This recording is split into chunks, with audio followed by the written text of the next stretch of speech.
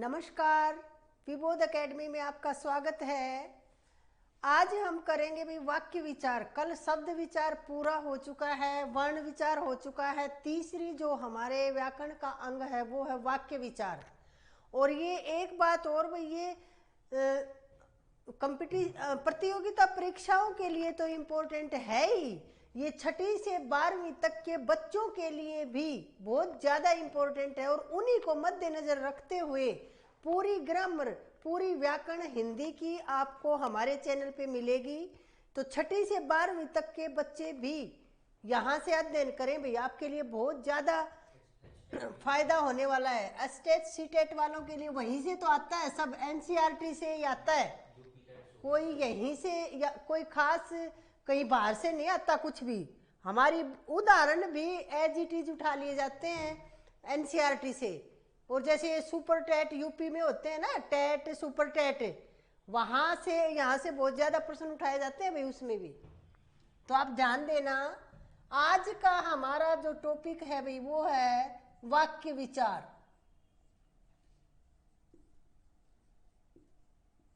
वाक्य विचार है भाई, यानी कि आज हम करेंगे, वर्ण पे विचार कर चुके हैं, शब्द पे विचार कर चुके हैं, आज हम वाक्य पे विचार करेंगे कि ये वाक्य क्या होते हैं, कितने होते हैं, क्या क्या कैसे वाक्य बनते हैं, और कैसे हमें सीखेंगे बनाने वाक्य, कि हम कैसे बनाएं कि वो सार्थक और व्याकरणिक दृष्टि से शुद्ध वाक्य हो। क्योंकि वाक्य अशुद्धियां, कौन सा वाक्य शुद्ध है कौन सा शुद्ध नहीं है, ऐसा भी पूछा जाता है प्रतियोगिता परीक्षाओं में। तो देखो भाई, वाक्य क्या है पहले भी बताया है, पिछली क्लास में जाके आप देख सकते हो, और यहाँ फिर से एक बार देख लो आप कि वाक्य क्या है, कि पदों के सार्थक समूह को वाक्य कहते हैं। लिखो, वाक्य की परिभाषा लिख लो भाई, एक सुव्यवस्थित ढंग से वाक्य की पदों का व्यवस्थित समूह जिससे वक्ता के कथन का अर्थ पूर्ण रूप से स्पष्ट हो। तो लिखो, पदों का व्यवस्थित समूह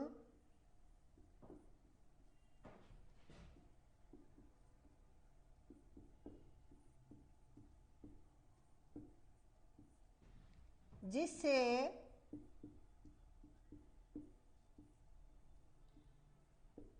वक्ता यानी कि बोलने वाला, वक्ता का अर्थ पूर्ण रूप से स्पष्ट हो। भाई जो वो बोलना चाह रहा है वो स्पष्ट रूप से बता सके, उन पदों के व्यवस्थित समूह को क्या कहते हैं भाई, जो वक्ता के कथन का अर्थ है, वक्ता के कथन का अर्थ, ये देखो एक चिन्ह है भाई, हमारी हिंदी में ऐसे पहले भी बताया था, इसको बोलते हैं हंस पद। कुछ छूट गया तो ऐसे लगा के ऊपर लिख दो, और ये तो पता है ऐसे लिख देते हो आप, लेकिन ये हंस पद बोलते हैं, इसको ये नहीं पता। तो ये नाम भी पता होना चाहिए, प्रतियोगिता परीक्षाओं में पूछा जाता है, ये चिन्ह अलग से करवाएंगे सारे, कि वक्ता के कथन का अर्थ पूर्ण रूप से स्पष्ट हो सके, पूर्ण स्पष्ट हो सके।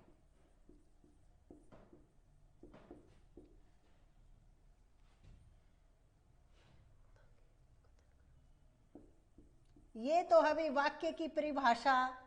या फिर हम एक और परिभाषा भी लिख सकते हैं कि शब्दों के सार्थक मेल से बनने वाली इकाई वाक्य है। वो गलत नहीं है, क्योंकि अगर हम दोनों में, वैसे तो देखो पद होते हैं, जो शब्द वाक्य में प्रयुक्त हो गए वो पद हैं। लेकिन अब ज्यादातर जो व्याकरण की पुस्तकें हैं, मैंने देखा बड़ी से बड़ी भी पुस्तक, अच्छे जो पब्लिशर हैं, अच्छे राइटर हैं, उनकी किताबों में भी शब्दों के सार्थक समूह को वाक्य कहते हैं भाई। तो आप उसको मान सकते हो ठीक, अगर फिर परिभाषा ये नहीं है साथ में तो, और अगर सुव्यवस्थित और पूर्ण परिभाषा आपको देनी है तो फिर ये माननी पड़ेगी। ऐसे तो देखो स्वर की परिभाषा हम क्या करते हैं कि ऐसे वर्ण जिनके उच्चारण में किसी दूसरे वर्ण की सहायता न लेनी पड़े, या जिनका उच्चारण स्वतंत्र हो, वो स्वर हैं। लेकिन अगर व्याकरणिक दृष्टि से हम स्वर की परिभाषा देखें तो वो होगी भी कि ऐसी यादृच्छिक ध्वनियां जिनके उच्चारण में प्राण वायु आबाद गति से बाहर निकलती है, वो स्वर कहलाते हैं भाई। ये है व्याकरणिक दृष्टि से शुद्ध परिभाषा। वैसे तो परिभाषा वो भी है स्वर की, आप सब लोगों को उसी परिभाषा से परिचित हैं आप लोग। लेकिन ये जो अब प्रतियोगिता परीक्षाओं में जो बिल्कुल सूक्ष्म से सूक्ष्म गंभीर जो प्रश्न पूछे जा रहे हैं, उनके लिए हमें ये ज्ञान होना बहुत जरूरी है भाई। और उसके लिए गहनता से अध्ययन करना है, और वो हमारे चैनल पे उपलब्ध होगा आपको, वरना सभी चैनल वाले तो फिर वही घिसी पिटी परिभाषा लिखवाएंगे आपको। तो ये है भाई वाक्य की परिभाषा। अब वाक्य होता क्या है, जैसे देखो परिभाषा तो लिख दी, अब जैसे में लिखेंगे हम, जैसे आर्ष स्कूल जाता है या विद्यालय जाता है, ये है भाई एक वाक्य है।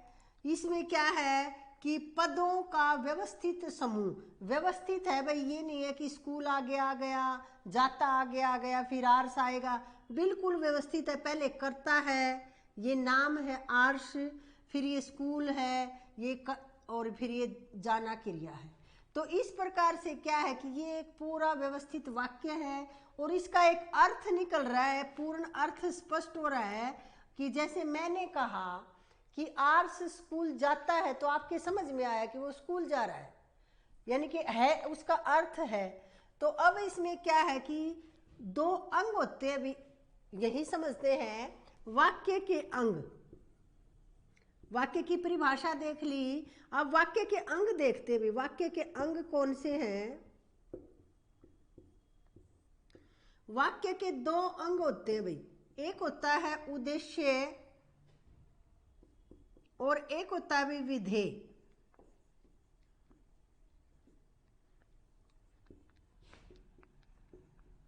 अब इनको परिभाषा भी लिखेंगे इनकी, लेकिन पहले इसी वाक्य में समझते हम। जैसे उद्देश्य और विधेय, यानी कि जिसके बारे में कुछ बताया जाए वो तो क्या है, उद्देश्य, और जो उद्देश्य जो कार्य कर रहा है वो क्या है, विधेय। जैसे इसमें है कि आर्ष स्कूल जाता है, तो आर्ष क्या है, इसमें उद्देश्य है, और स्कूल जाता है क्या है, ये विधेय है भाई।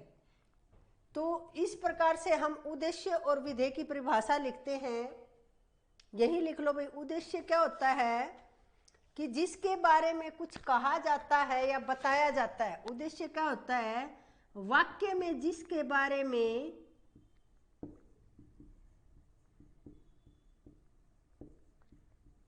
कुछ बताया जाता है या कहा जाता है,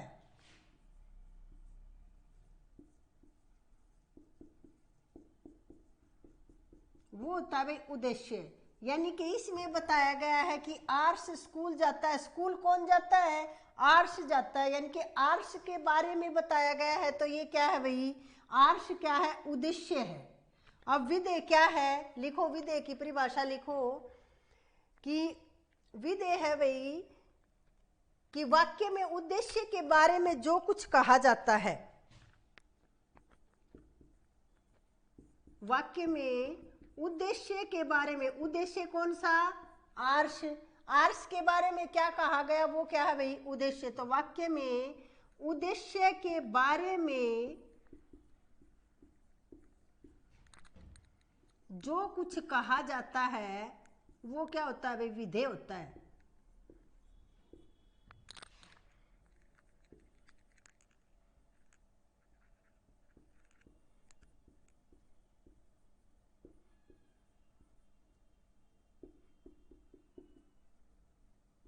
ये है भाई विधेय की परिभाषा, और ये है उद्देश्य की परिभाषा।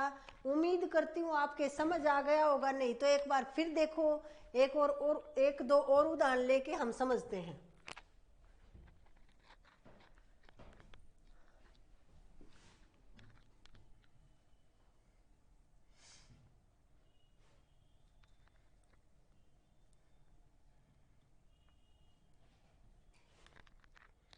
जैसे हमने पढ़ा, अब अगला हम उदाहरण लेते हैं। जैसे अमन बहुत अच्छा लड़का है, मैंने ऐसे लिखा,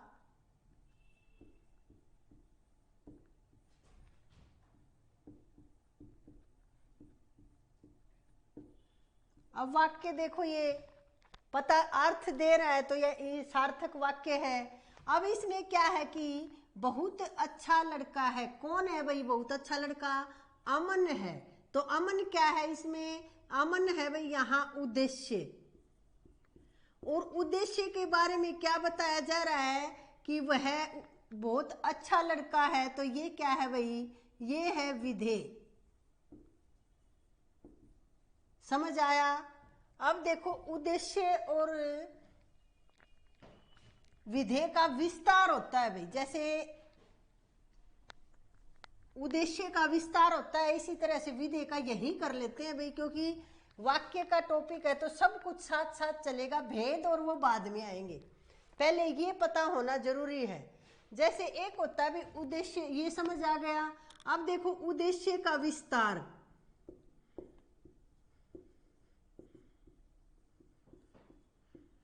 उद्देश्य का विस्तार होता है और एक होता है भी विधेय का विस्तार। दोनों का विस्तार है वाक्य में। लंबे लंबे वाक्य होते हैं उनमें विस्तार कर दिया जाता है, विधेय का विस्तार।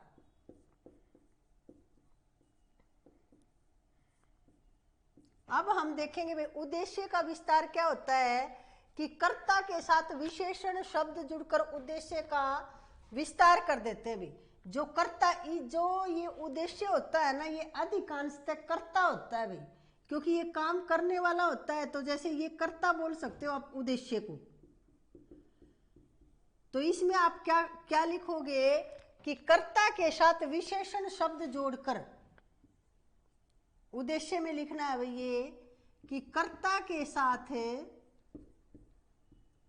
विशेषण शब्द जोड़कर, विशेषण होते हैं भाई जो संज्ञा या सर्वनाम की विशेषता बताते हैं, वो विशेषण शब्द होते हैं। अब संज्ञा, ये संज्ञा है भाई, अमन एक नाम है, लेकिन अब वाक्य का पढ़ रहे हैं, संज्ञा अलग से पढ़ेंगे। यहाँ कंफ्यूज होने की जरूरत नहीं है। आप सिर्फ इतना अब यहाँ सीखो कि अमन यहाँ उद्देश्य है, बस इतना जानो आप। तो कर्ता के साथ विशेषण शब्द जोड़कर उद्देश्य का विस्तार किया जाता है भाई।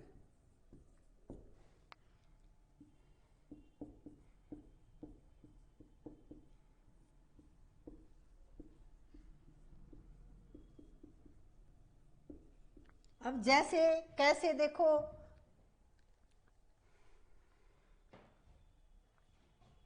सीधा सीधा था कि अमन बहुत अच्छा लड़का है, लेकिन हम आगे लिख दें कि नटखट अमन, नटखट है भाई वो, तो वो क्या हो जाएगा फिर? जैसे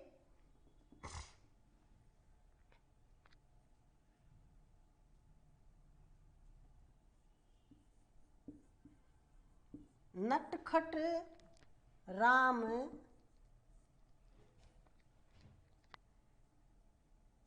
खेल रहा है, कुछ भी लिख लो।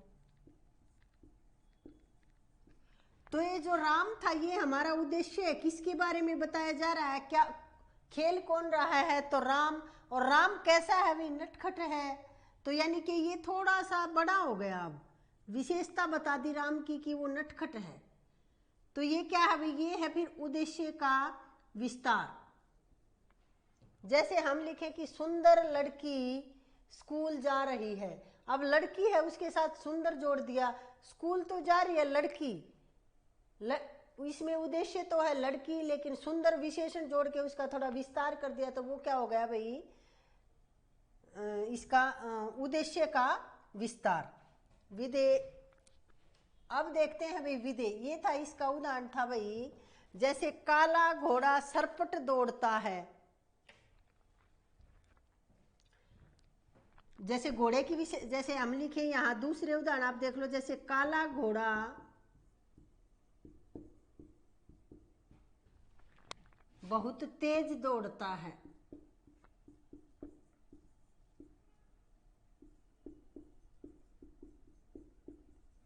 ये लिखा भाई हमने यहाँ। अब घोड़े दौड़ता तो कौन है?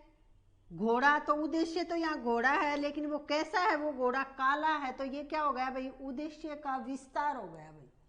तो ये क्या है? उद्देश्य का विस्तार। ये उद्देश्य, ये उद्देश्य का विस्तार। यहाँ घोड़ा उद्देश्य और काला उद्देश्य का विस्तार। अगर समझ नहीं आता हो तो फिर आप वीडियो को रोक के दोबारा सुन लिया करो। अब दूसरा हम देखते हैं भाई विधेय का विस्तार।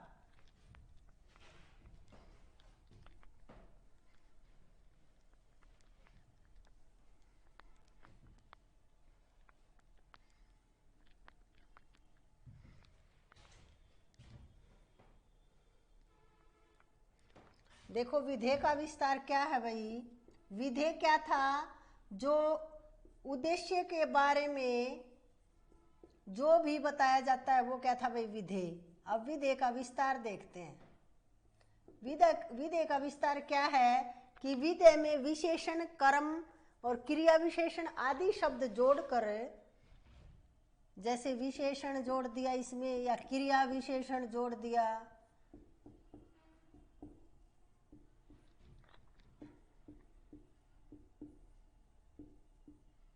क्रिया विशेषण आदि शब्द जोड़कर, कर्म जोड़ दिया भाई, आदि शब्द जोड़कर विधेय का विस्तार कर दिया जाता है भाई।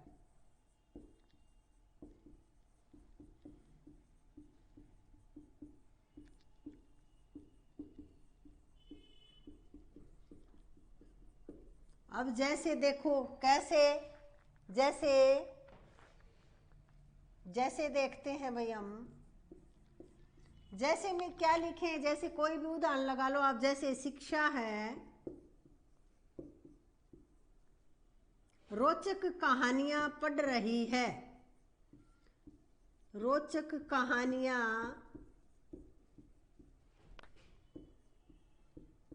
पढ़ रही है।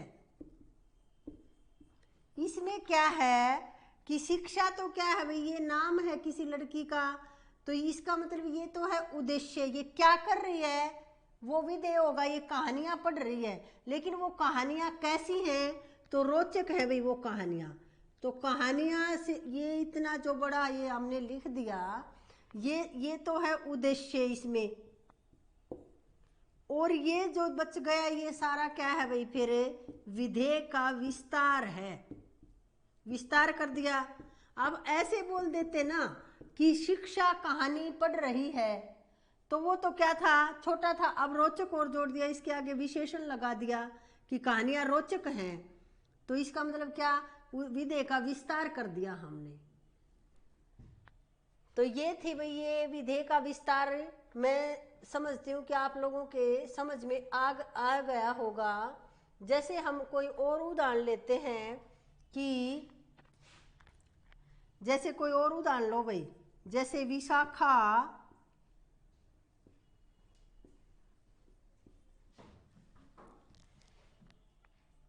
बहुत ध्यान पूर्वक पढ़ रही है।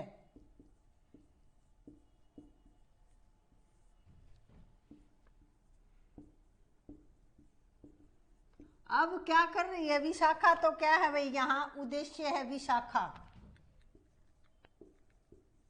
लेकिन ये कर क्या रही है, वो विधेय होगा। ये पढ़ रही है, तो पढ़ना यहाँ ये तो विधेय था, लेकिन ये इतना बहुत ध्यान पूर्वक पढ़ रही है, ये क्या कर दिया हमने, विधेय का विस्तार कर दिया भाई। ये क्या है, विधेय का विस्तार। इस प्रकार और कोई भी उदाहरण ले लो भाई, सब में क्या है, आप इस तरह से स्पष्ट कर सकते हो। और अपने हाथ से लिख के एक दो उदाहरण और छांट के देखना, तब आएंगे ये।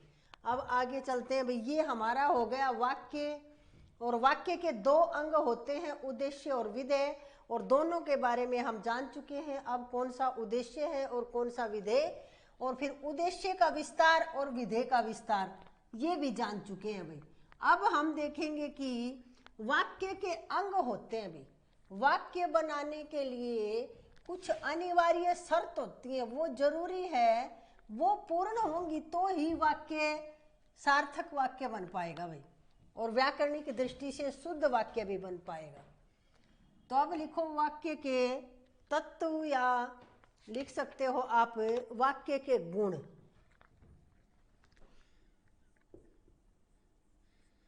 वाक्य के गुण लिखो भाई, एक ही बात है। या फिर आप लिख सकते हो वाक्य के तत्व। ये होते हैं भी 5। 5 चीजें वाक्य में होना अनिवार्य है भाई, तभी वाक्य पूर्ण व्याकरणिक दृष्टि से पूर्ण, व्यवस्थित और सार्थक होगा। अब कौन कौन सी है वो बातें? सबसे पहला जो तत्व है या गुण है वो है भाई आकांक्षा। अब आकांक्षा क्या होता है भाई? आकांक्षा का शाब्दिक अर्थ होता है इच्छा। अब मैंने जैसे कोई वाक्य बोला और मैं बोल दूं कि सुनो आर्ष आज, इतना बोल के मैं रुक गई, तो अब आपके मन में एक आकांक्षा, इच्छा जागृत हुई कि आर्ष ने आज ऐसा क्या किया, तो अधूरा रह गया, ये पूरा वाक्य नहीं हो पाया। इसको पूर्ण करने के लिए जो आगे उसने जो कुछ किया वो हमें पता होना चाहिए। तो ये जो इसका लिखो शाब्दिक अर्थ होता है भाई इच्छा, सबको पता है।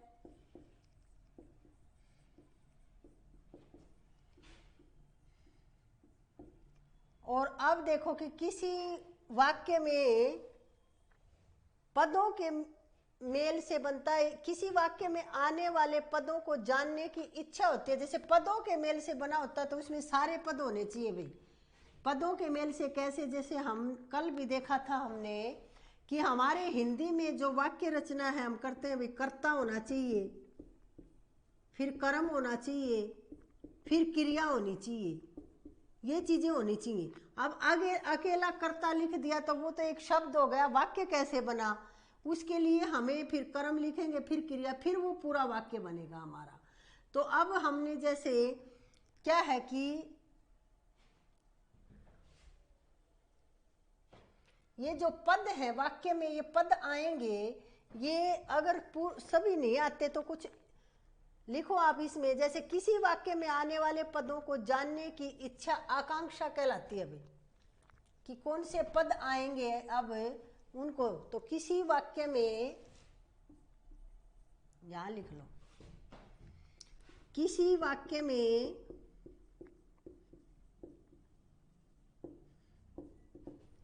आने वाले पदों की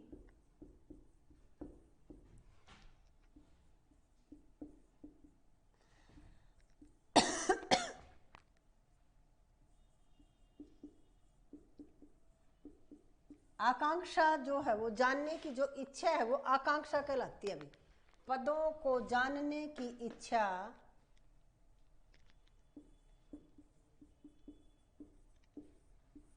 मार्कर में डालो, इंक डालो, शायद जानने की इच्छा जो है वो भाई आकांक्षा कहलाती है।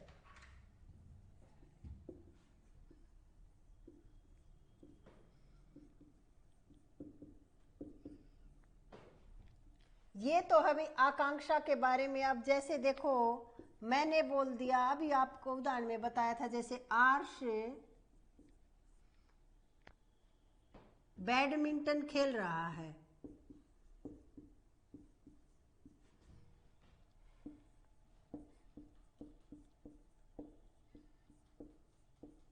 ये तो है भाई पूर्ण वाक्य।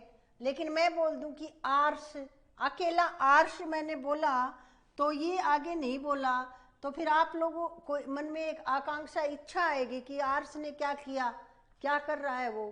तो ये है कि ये सभी होने चाहिए तभी वाक्य होगा, उसमें आकांक्षा शेष नहीं होनी चाहिए।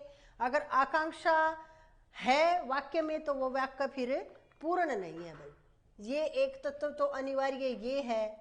दूसरा तत्व देखो, वही दूसरा है भाई योग्यता। वाक्य का दूसरा अनिवार्य तत्व है भाई योग्यता। वाक्य में निहित अर्थ को प्रकट करने की योग्यता होनी चाहिए भाई, कोई अर्थ को प्रकट करने की योग्यता उसमें होनी चाहिए। वाक्य में निहित अर्थ को प्रकट करने की योग्यता होनी चाहिए भी।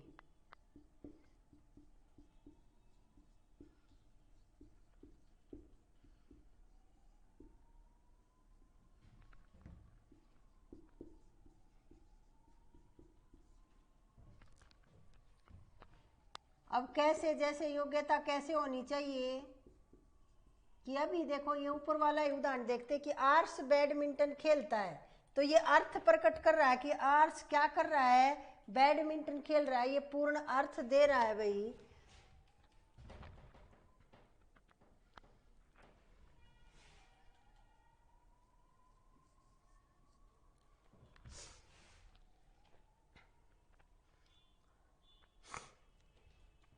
जैसे कुछ भी लिख लो भाई, राम खाना खाता है, जैसे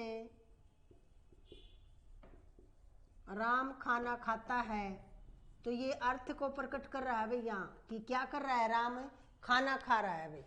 तो ये है भाई योग्यता। जैसे घोड़ा घास खाता है, तो अर्थ है ना, इसका एक अर्थ प्रकट कर दिया इसने। अब देखते हैं हम वाक्य का तीसरा तत्व या तीसरा गुण वाक्य में क्या होना चाहिए। 2 गुण देख लिए हैं हमने, आकांक्षा और योग्यता। वैसे तो 6 होने चाहिए भाई, सार्थकता भी एक जोड़ना चाहिए, लेकिन पता नहीं व्याकरणिक दृष्टि से जो नियम बन गए हैं ना, सार्थकता तो पहले ही आ जाती है। तीसरा है भाई निकटता। जो तीसरा अनिवार्य तत्व है वाक्य का, वो है भाई निकटता। अब निकटता कैसे, कि वाक्य में जो पद प्रयुक्त होते हैं उनमें निकटता होनी चाहिए। एक व्याकरणिक दृष्टि से कुछ नियम बने हुए हैं, उनके अनुसार निकटता होनी चाहिए। अब निकटता कैसे, जैसे मैंने यहाँ लिख दिया आर्ष, और फिर यहाँ जाके लिखूं कि खेलता है, यहाँ खेलता लिख दिया, यहाँ है लिख दिया, तो ये कोई वाक्य नहीं बना भाई। इनके लिए निकटता होनी जरूरी है। ऐसे खेल लिखूंगी ना, ऐसे लिखेंगे कि आर्स खेलता है, तब ये वाक्य बनेगा। इनमें निकटता होनी, जो अब ये वाक्य है एक, वो दूर दूर लिख दिया, वो वाक्य नहीं था।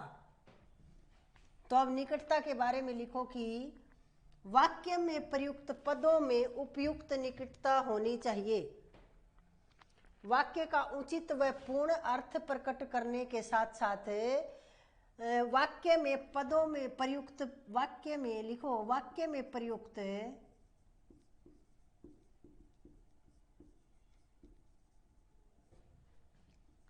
पदों में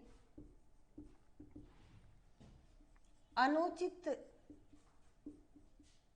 या आप लिख सकते हो उपयुक्त, अनुचित और उपयुक्त निकटता होनी चाहिए।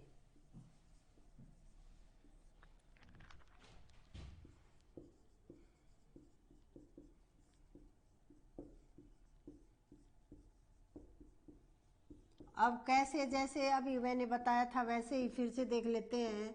जैसे आर्ष विद्यालय जाता है। अब देखो ये पूरा वाक्य है, लेकिन मैं लिख दूं कि आर्ष, और यहाँ लिख दिया मैंने विद्यालय, और फिर आगे लिख दूं मैं जाता है, तो फिर ये वाक्य नहीं है।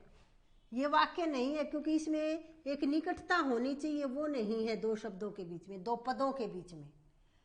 तो आप समझ गए होंगे, ये निकटता होनी जरूरी है, तभी वाक्य पूर्ण माना जाएगा और वाक्य माना जाएगा, ये समझो आप। और जो चौथा जो अनिवार्य तत्व है भाई, वो है भाई पद कर्म। वाक्य का जो चौथा अनिवार्य तत्व है पद कर्म है भाई। पदों का जो कर्म है वो व्याकरणिक दृष्टि से ही रखना चाहिए। तो लिखो हम, पदों का कर्म व्याकरणिक दृष्टि से ही प्रयुक्त होना चाहिए। वाक्य में पदों का कर्म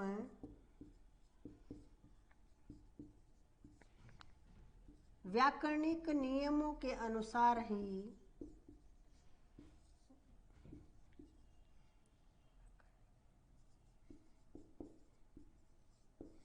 व्याकरणिक नियमों के अनुसार ही प्रयुक्त होना चाहिए। अब कैसे, देखो इसको समझेंगे उदाहरण से। जैसे लिख दिया जाए कि सीधे इसी वाक्य से समझो, जैसे आर्ष विद्यालय जाता है ऐसे लिख दे हम, विद्यालय जाता है आर्ष। वाक्य तो समझ में तो आ गया कि आर्ष विद्यालय जा रहा है भाई, वही बात है। लेकिन ये कर्म वैज्ञानिक व्याकरणिक दृष्टि से गलत है भाई। पहले कर्ता आना चाहिए, फिर कर्म आना चाहिए, फिर क्रिया आनी चाहिए। तो जो व्याकरणिक दृष्टि से हमारा जो एक वाक्य रचना का क्रम जो निर्धारित किया है व्याकरण ने, उसी के अनुसार वाक्य होना चाहिए। पहले कर्ता आना चाहिए, फिर कर्म, फिर क्रिया, तो फिर वो वाक्य पूरा होगा। जैसे यहां हम लिखें कि अमन दूध पीता है,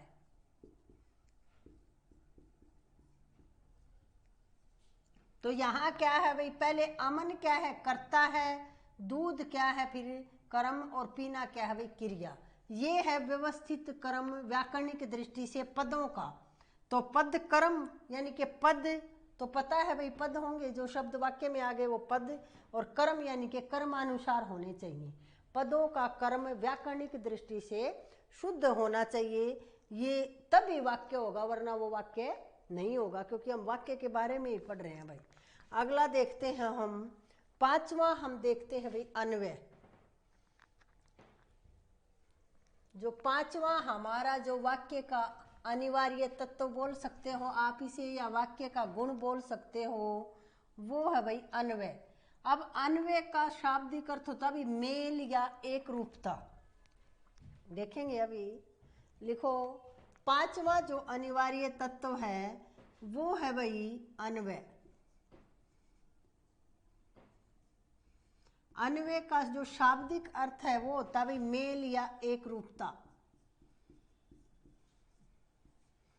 शाब्दिक अर्थ है इसका मेल होना, या फिर आप एक रूपता, एक ही बात है भाई, ये है अन्वय का शाब्दिक अर्थ। अब कैसे, यानी कि वाक्य पूर्ण वही होगा जिसमें अन्वय होगा, यानी कि उसमें मेल होगा या एक रूपता होगी। जैसे यहां देखते हैं हम, जैसे अगर हम लिखें कि आर्ष खेलता है, आर्ष खेलता है, खेलती है लिख दिया, तो अब क्या है कि ये कर्ता जो क्रिया है जो इस लिंग के अनुसार परिवर्तित तो नहीं हो रही भाई, क्योंकि ये तो लड़के का नाम है, और क्रिया ये तो है भाई पुल्लिंग, और ये है भाई जो हमने जो क्रिया इस्तेमाल कर दी यहाँ पे वो है भाई स्त्रीलिंग। तो ये गलत हो गया, क्योंकि ये अन्वय दोष हो गया इसमें। क्योंकि देखो कई परीक्षाओं में पूछा गया है कि वह चाय खाता है, इसमें कौन सा दोष है। मैंने देखा है कई टेट परीक्षाओं में देखा भाई, यूपी वगैरह के जो सुपर टेट होते हैं ना, वहां जैसे ये ऐसे के ऐसे ये उदाहरण आया था कि वह चाय खाती है या खाता है, तो चाय खाई नहीं जाती भी, चाय पी जाती है। तो यहाँ अन्विति दोष बताया था, वहां अन्वय दोष निकला था भाई कि कौन, इसमें पूछा गया था कि वाक्य का कौन सा दोष है, तो अन्वय दोष था इसमें। तो ये सबसे ज्यादा परीक्षा उपयोगी है भाई अन्वय। तो देखो ये इसका मतलब क्या है, ये वाक्य गलत हो गया व्याकरणिक दृष्टि से, क्योंकि ये आना चाहिए था ऐसे कि आर्ष खेलता है, तब पूरा होगा ये वाक्य। अब वो एक उदाहरण वो देख लो, जैसे चाय, वह चाय खाता है, ये भी बिल्कुल गलत है, क्योंकि यहाँ खाना नहीं पीना आना चाहिए था। व्याकरणिक दृष्टि से गलत हो गया। वैसे तो मजाक में या वैसे तो आप प्रयोग कर देते हो कई बार, लेकिन व्याकरणिक दृष्टि से वह चाय पीता है आएगा भाई। तो यहाँ कौन सा था भाई, अन्वय दोष था। ये परीक्षा में पूछा गया था, तो इसको ध्यान रखना भाई। ये हमने देखा भाई वाक्य के 5 अनिवार्य तत्व। अब एक तत्व वैसे हमारे केंद्रीय निदेशालय की तरफ से तो माने गए हैं 5 अनिवार्य तत्व, लेकिन वैसे छठा एक और सार्थकता हम देखेंगे, क्योंकि वो भी जरूरी है, तत्व ही है भाई। क्योंकि आपको सीधा सीधा क्या पता ये संख्या ना भी पूछे, ऐसे पूछते हैं। आज तक तो जो परीक्षा में आया है कि जैसे लिख दिया, दूर दूर वाक्य लिख दिए। जैसे देखो मैं 2-3 आपको बताती हूँ। यहाँ से अब प्रश्न कैसे आते हैं, आपकी जो प्रतियोगिता परीक्षा है उनमें प्रश्न कैसे पूछे जाते हैं वो देखो भाई। जैसे उसमें पूछा जाता है कि ऐसे लिख दिया, जैसे यही उदाहरण लेते भी, आर्ष खेलता है और बताओ कि इसमें कौन सा दोष है, वाक्य का कौन सा दोष है। तो अब देखो ये इतनी इतनी दूर रख दिए, इनमें निकटता होनी चाहिए, तो कौन सा दोष है भाई, इनमें निकटता संबंधी दोष है। या फिर ऐसे लिख दे जैसे खेलता है आर्ष, ये बना दिया भाई वाक्य। और पूछ ले कि इसमें वाक्य संबंधी कौन सी अशुद्धि है, तो इसमें क्या है भाई, पद कर्म की अशुद्धि है, क्योंकि पदों का कर्म नहीं है। आर्ष पहले आना चाहिए था, क्रिया बाद में आनी चाहिए थी, कर्ता पहले, तो इसमें कौन सा दोष हो गया, पद कर्म। इसी तरह से वो चाय खाता है, तो उसमें क्या था, अन्वय दोष था। तो ऐसे यहाँ से ऐसे प्रश्न पूछे जाते हैं, अभी ये ध्यान करना है आपको। और परिभाषा और ये अभी तक तो खैर नहीं पूछे गए हैं, वो भी याद करनी जरूरी है और मुश्किल भी नहीं है। एक सार्थकता भी होना चाहिए भी, सार्थकता और लिख लो इसका, सार्थकता वैसे समझ लो, क्योंकि कई बार आ जाता है कि इसमें कौन सा दोष है, तो सार्थकता संबंधी दोष आता है। सार्थकता क्या, कि सार्थक होना चाहिए। अब जैसे आ जाए कि वह खाना वाना, हम बोल देते हैं चाय वाय, तो ये जो चाय वाय क्या होता है, चाय तो है, जैसे चाय वाय बोल देते हैं ऐसे कि चाय वाय पी लो, तो ये चाय हमारे यहाँ सार्थक शब्द ही व्याकरणिक दृष्टि से माने गए हैं भाई। निरर्थक शब्दों के लिए कोई जगह नहीं है हिंदी में, तो ये वाय कोई शब्द नहीं है। आम बोलचाल में आप बोल सकते हो, लेकिन ये शब्द नहीं है, इसलिए यहाँ कौन सा दोष है, सार्थकता संबंधी दोष है भाई, सार्थक नहीं है, ये कोई अर्थ नहीं दे रहा। क्या अर्थ है वाय का, चाय का तो अर्थ है अकेले का, इसका देखो क्या अर्थ है, पानी वानी है, जैसे रोटी वोटी बोल देते हैं, लेकिन ये दोष है भाई, ये निरर्थक शब्द है। अब ये हमने देखा भाई आज वाक्य विचार, वाक्य के अंग और वाक्य के अनिवार्य तत्व। अब वाक्य के अनिवार्य तत्व सबसे ज़्यादा इम्पोर्टेंट हो जाते हैं भाई, क्योंकि छोटे बच्चों के तो उद्देश्य और विधेय तक काम चल जाता है, लेकिन जो प्रतियोगिता परीक्षा है या फिर 10वीं 11वीं 12वीं के जो बच्चे हैं उनके लिए संपूर्ण जानकारी जरूरी है। इसके बाद अब हम रचना के आधार पर वाक्य के भेद, जैसे आप क्या करते हो, अधिकांश मैंने देखा है कि वाक्य शब्दों के सार्थक समूह को वाक्य कहते हैं, फिर वाक्य के भेद, सरल वाक्य, संयुक्त वाक्य, मिश्रित वाक्य रटते रहते हो। लेकिन अगर यहाँ से प्रश्न आ गया तो फिर कैसे करोगे, तो ये पूरा पूरा करके चलना है भाई, हमें अधूरा बिल्कुल नहीं रहना है। हमारे इस चैनल पर व्याकरण संबंधित पूर्ण ज्ञान आपको मिलेगा, सूक्ष्म से सूक्ष्म और स्थूल से स्थूल। तो आप हमारे साथ बने रहिए, निश्चित रूप से गुणवत्ता के ऊपर कोई आपको शंका करने की जरूरत नहीं है। कोई भी 1% कुछ गलत नहीं करवाया जाएगा, शुद्धता के साथ और बिल्कुल गुणवत्ता के साथ आपके सामने ये कंटेंट रखा जाता है हर रोज। धन्यवाद।